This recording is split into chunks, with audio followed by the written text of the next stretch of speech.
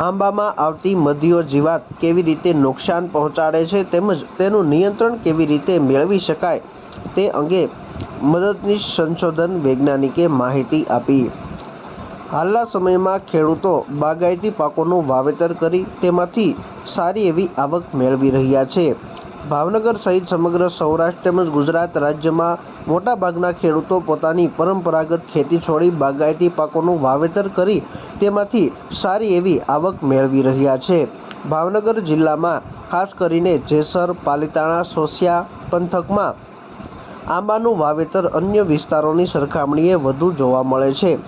આ વર્ષે આંબાના પાકમાં મોર પણ સારો આવ્યો છે, જેથી ખેડૂતોને ઉત્પાદનની પણ સારી એવી આશા રહેલી છે।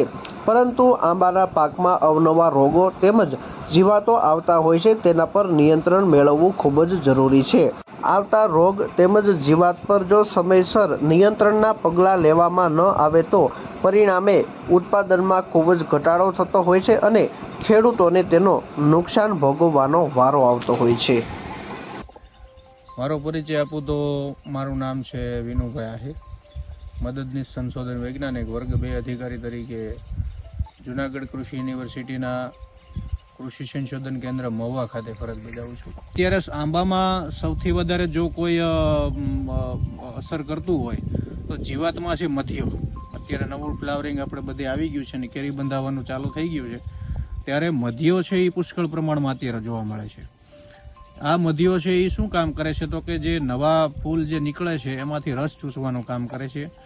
તો એમાંથી રસ ચૂસીને એ ચીકણું પ્રવાહી મળ વાટે બહાર કાઢે અને ત્યારબાદ એ પ્રવાહી છે એ તમારા પાન ઉપર ફેલાય અને પ્રકાશ સંશ્લેષણની હવાના માધ્યમમાં આવે અને ત્યાં કાળી ફૂગ બને છે પાન ઉપર, એટલે એક કાળી ફૂગનું આવરણ પાન ઉપર બની જાય છે, જેના લીધે પ્રકાશ સંશ્લેષણની પ્રક્રિયા છે એ અટકી જાય છે અને ઝાડ છે એ ખોરાક બનાવવાનું ઓછું કરી દે છે।